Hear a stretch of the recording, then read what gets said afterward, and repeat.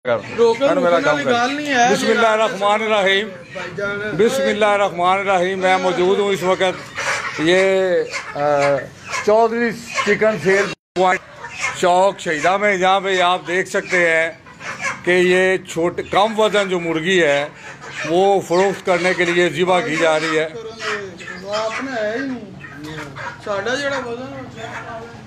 जिसे शिपी गोश्त कहते हैं। ये चौधरी चिकन सेल पॉइंट हवेली लखा चौक शहीदा वाली में ये आप देख सकते हैं चिकन जो है ये भी नाल दसा दरस वास्ते दे रहे हैं, अपना बेचन नहीं दे, सेल नहीं करने, दरस वास्ते दे रहे हैं। ये इस्तेमाल ही नहीं किया जा सकता। गरीबा मस्कीना की गलत गोश्त लगता है। ये भाई जो है इनका मौका भी सुन ले, ये कह रहे हैं कि ये दर्श को देने के लिए ज़िबा कर रहे हैं, दर्श को दे रहे हैं जी। ये दर्श को देने के लिए कर रहे हैं, जबकि गवर्नमेंट की तरफ से अप्रूव शुदा जो है वो 1400 ग्राम से कम का गोश्त जो है चिकन जो है ब्रायलर वो ये इस्तेमाल में नहीं ला सकते, उसका गोश्त शेयर करने के लिए नहीं रख सकते। लेकिन ये भाई का मौक़िफ़ है कि ये दर्श के लिए दे रहे हैं। आप जी दर्श के लिए दे रहे हैं, कौन से दर्श के लिए जी? दर्श को फी सबीलिल्लाह दे रहे हैं जी। जी फी सबीलिल्लाह देने के लिए इनका कहना भाई प्याले का कि ये फी सबीलिल्लाह देने के लिए कर रहे हैं। किन्ना दे फार्म तो है केड़े चौधरी जी जी केड़े चौधरी फार्म तो है केड़े चौधरी फार्म तो है केड़े चौधरी दस दो नाल मैनू दसो, मैं नाल लेना, मैं अल्लाह तो अलावा कोई नहीं डरदा किसी को। ते दसो केड़े चौधरी फार्म तो है, दसो नाल वो केड़े चौधरी फार्म, चौधरी हमीद के फार्म तो है, चौधरी हमीद साहब के फार्म तो है। हाँ चौधरी हमीद साहब के फार्म, चौधरी साहब के फार्म से है जी। ये अल्लाह के वास्ते देने के लिए ये सीपी जो गोश्त है बकौल इनके ये सीपी गोश्त है। मुर्गी कितनी 1400 ग्राम की है। 840 ग्राम है गोश्त। हाँ जी 840 ग्राम का गोश्त है और 840 ग्राम, जबकि 1400 ग्राम से कम का जो है ये फरोख्त करने की इजाज़त नहीं है।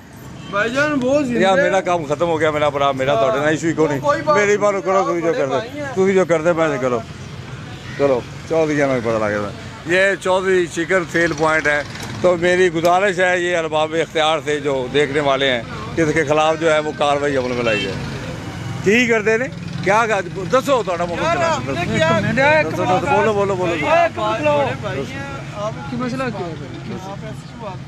जी जी क्या बात की जी जी आप नहीं हम गलत बेच रहे भाई जी 1400 ग्राम कम तू काट गोश्त तुसी नहीं सेल कर सकते, तुसी नहीं कर सकते। 1400 ग्राम है जिंदा 1400 ग्राम मेरी बात 1400 ग्राम तो तुसी कम दे रहा ना नहीं हैगा हूँ तुसी नाले भी दस दिता भी चौधरी अब्दुल हमीद साहब ने भेजा है। रिकॉर्डिंग हैगी रिकॉर्डिंग हैगी जी और मेरी बारू जी ने भेजा है। ऐसी अल्लाह तो अलावा कौन नहीं डरता जी, आप कौन नहीं डरते। अल्लाह वास्ते देना है तो अल्लाह वास्ते मेरे प्यारे भाई खिलाफ देना है क्या? मेरे प्यारे भाई गल तो सुनो, अल्लाह वास्ते दो, अल्लाह ताला तुहाडा कबूल करे, अल्लाह ताला कबूल करे। यार हाथ ना लाए, बंद करो ना, नहीं करता नहीं करता ये तो कोई नहीं बंद, मैं नहीं बंद करता, तू करवा बंद करवा बंद करवा बंद करवा। मैं चिकन लैन नहीं आया, मैं रिपोर्टिंग करनी है, रिपोर्टर बना मैं रिपोर्टिंग करनी है। तू बंद कर रहा तेरा हाथ ला अच्छा बोली इधर आके बोल दला। हाँ बोल बोल बोल बोल तू बोल। ये आप देख रहे हैं ये भाई क्या कर रहे हैं रिपोर्टिंग के दौरान, ये जबरदस्ती हाथ लगा रहे हैं, लगा हजरा एक दो बार बिला वजह की मजबूर कर रहे हैं की मजबूर नहीं, मैं बंद करता ना, बंद करने का इख्तियार ही क्यों नहीं तेरे को?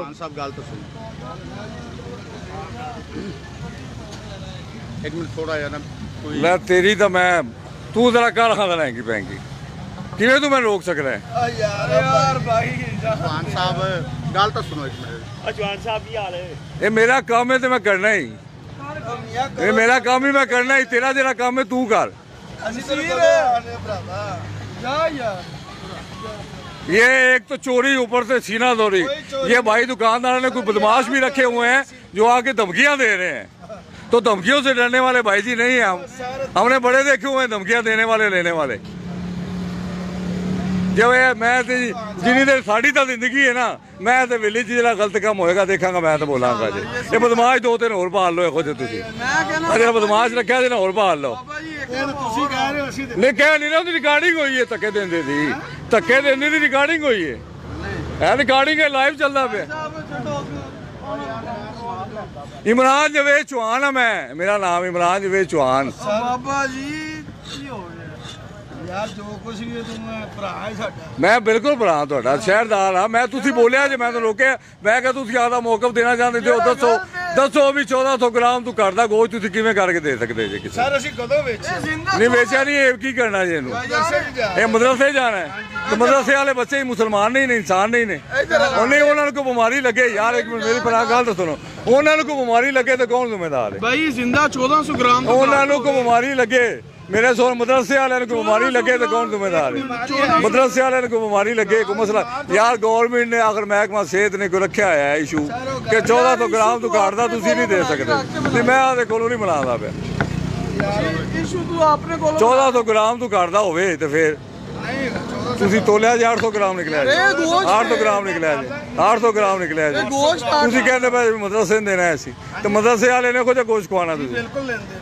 ਮਦਰਸੇ ਵਾਲੇ ਕੋਈ ਗੋਸ਼ਤ ਲੈਂਦੇ ਨੇ ਖੁਦ ਲੈਂਦੇ ਨੇ ਦਵੋ ਸਾਹਿਬ ਠੀਕ ਹੈ ਖੁਦ ਮੰਗ ਰਿਹਾ ਇੱਕ ਬੰਦਾ ਉਹ ਮੰਗ ਲੈਣਾ ਇਹਦਾ ਰੇਟ ਕੀ ਇਹਦਾ ਕਿਹਦਾ ਇਹਦਾ ਕੀ ਰੇਟ ਦੇਣਾ फीस बिल ला देंगे फीस बिल देने के लिए है हाँ ये भी जी आपने मौक़िफ़ सोच लिया भाइयों का कि ये फीस बिल देने के लिए है जी बिल्कुल ये फीस बिल देने के लिए ये जो जिसे सिपी गोश्त कहते हैं ये कर रहे हैं माशाल्लाह ताला जी और यह वाला गोश्त है वजन पूरा है इनका यह मुकम्मल पूरा है सेल करना अच्छा ये सेल करने के लिए है तो वो मदरसे देने के लिए हाँ यह जिस तरह आपको पता है नादरीन ये 2 नंबर चीज़ बिकती है आधी चीज़ अच्छे वाली डाल दी आधी जो है वो दूसरी डाल दी मिक्स करके ये इस तरह का भी ड्रामा यहाँ पे किया जाता है ये ऐसा कमांगे फिर सारा कुछ कमांगे चलो ये आपको मजीद इंशाल्लाह ताला दिखाते हैं ये बात होगी है महकमा फूड वालों से वो पहुँच रहे हैं यहाँ पे आपको कार्रवाई होगी इंशाल्लाह ताला वो भी आपको लाइव दिखाएंगे थोड़ी देर बाद हंसते रहिए खुश रहिए पाकिस्तान जिंदाबाद।